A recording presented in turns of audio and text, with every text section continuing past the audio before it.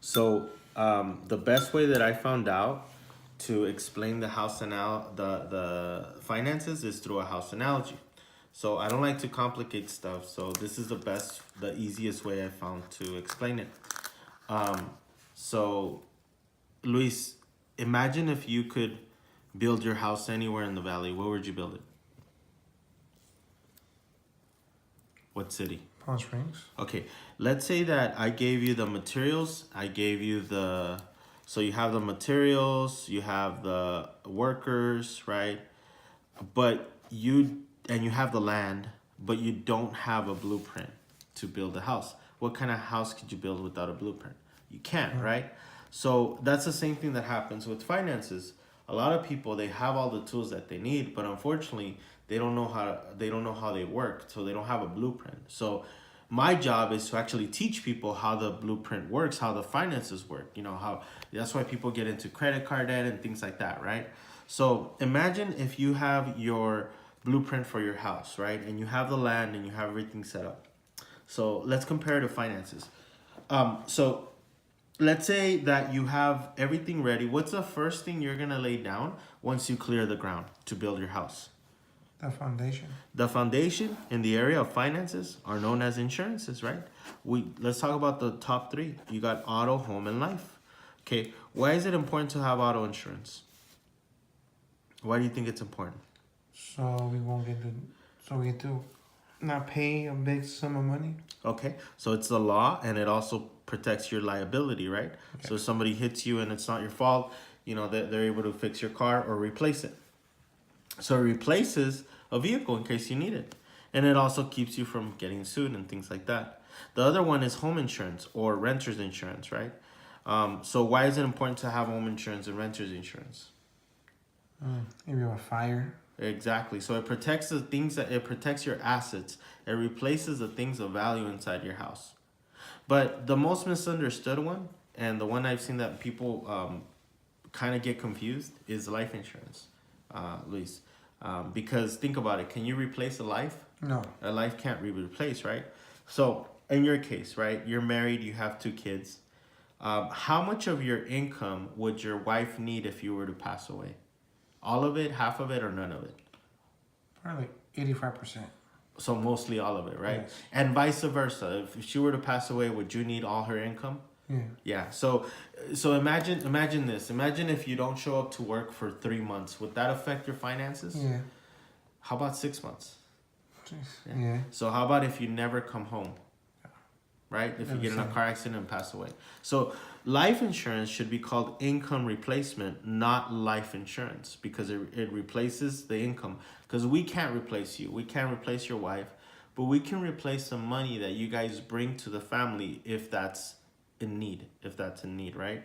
So one of the things that we do is that imagine this. Imagine you show up to the place where they're building your house.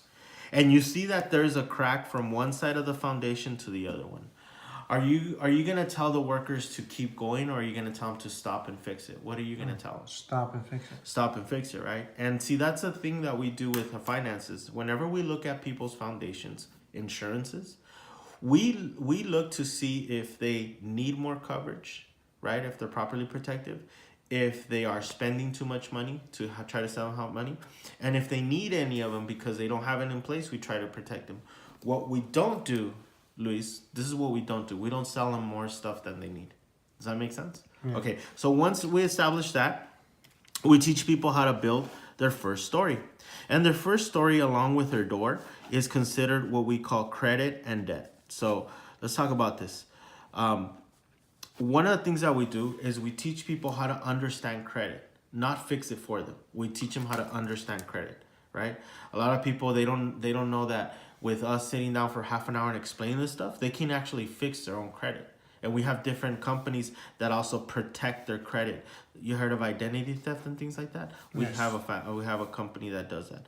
And then the second thing we do is we teach people how to get out of debt. Because would you agree with me that the reason that people don't save money is because they're in debt? Yes. They owe everybody except themselves, right? Yes. So then after that, we teach them how to open up an emergency account.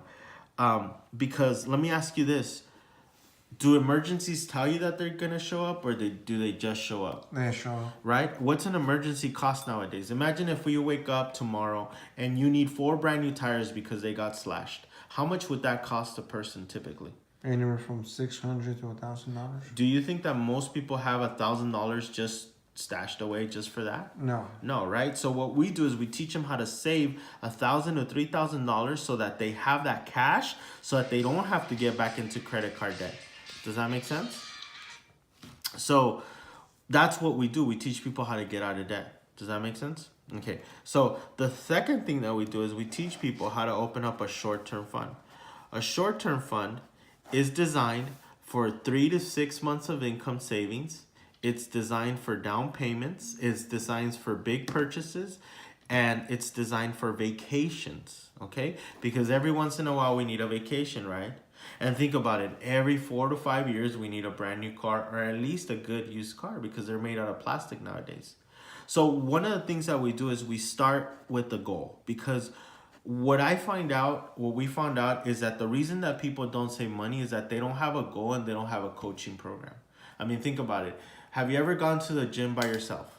Have you ever gone to the gym with a buddy? Yes. How much better is it going with somebody else? You get more pumped up. Yeah. You know what I'm saying? So that's one of the things that we do. The last thing that we teach people how to do is how to open up long-term account. Long-term accounts are designed for you not to use right now. They're to use for the future, right? Maybe 15, 20 years from now. They are considered 401ks, IRAs, right? Retirement plans, and 529 or college plans, right?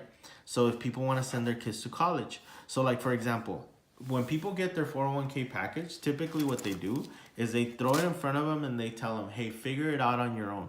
Is that kind of, you ever felt like that's kind of happened once in a while? Yes. Right? And then the other thing is that people don't know that they can get a tax break through an IRA if they have tax problems.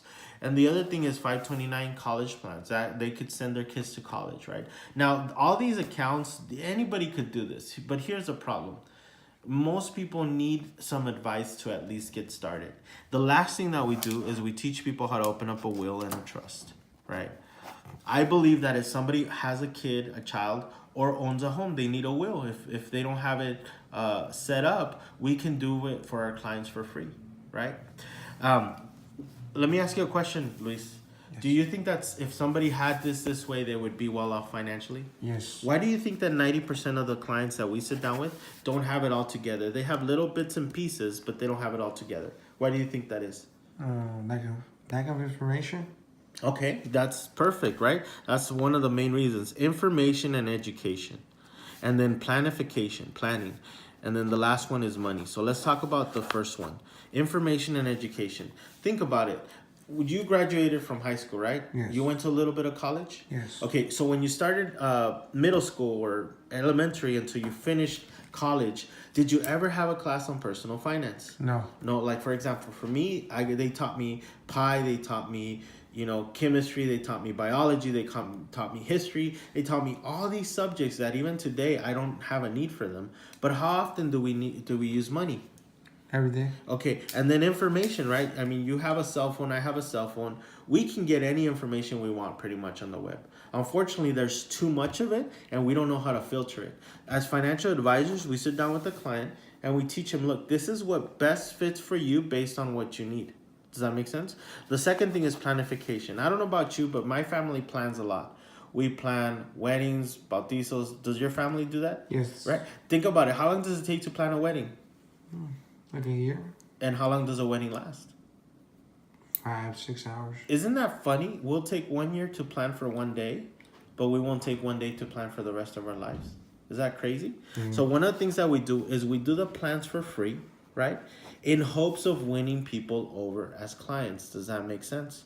Yes. And then the last thing is how to make extra money. Because look, people want to start this, Luis, but unfortunately they don't make they live paycheck to paycheck. Have you ever met somebody like that? Yeah. Yeah, maybe like, your neighbors, cousins, things like that. So one of the things that we do is, in order for us to attack this, and this is more like attacking inflation, because here's the thing. Remember 20 years ago how much gas was? Was it cheaper than it is today? Yes, it is. Okay, stamps, were they cheaper before than they are today? Going to the Yes. movies, it's like 4 times more expensive, right? Yes. The dollar theater is not $1, it's like $4 now, $3-4. Yeah. So if gas went up 4 times, if stamps went up 4 times, and if the dollar theater went up 4 times, did our incomes go up 4 times also? No. No. So what happened to our incomes? They stayed the same while inflation ate our income. One of the things that we do in our company is that if somebody qualifies to work with us, they can come together and they can make an extra $200 to $500 part time, helping people like this. But look, before I get ahead of myself, let me ask you this: do you think that what we do for families is good? Yes. Do you think that's for good? Would you feel good knowing that you were that if you referred me people, you would be helping them do this? Yes, I did. Okay, and let me ask you a question. If you were the agent that helped the family go from here to set up all this stuff, would you feel good about yourself? I would. And if this was your family, I'm assuming that you feel good, right? Yes. Okay, and then the last question is, would you feel okay with the company paying you to help a family do this? Yeah. Okay, look, the plans that we do, we start them as little as $30 a month, right? And that could get a family protected. But in turn, if somebody gets qualified and gets licensed, they can make an additional $200 to $500 part-time.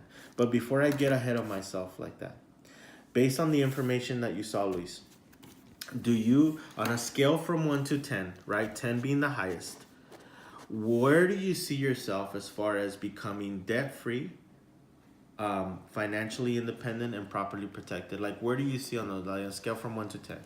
A 10. A 10. So you take your finances serious, right?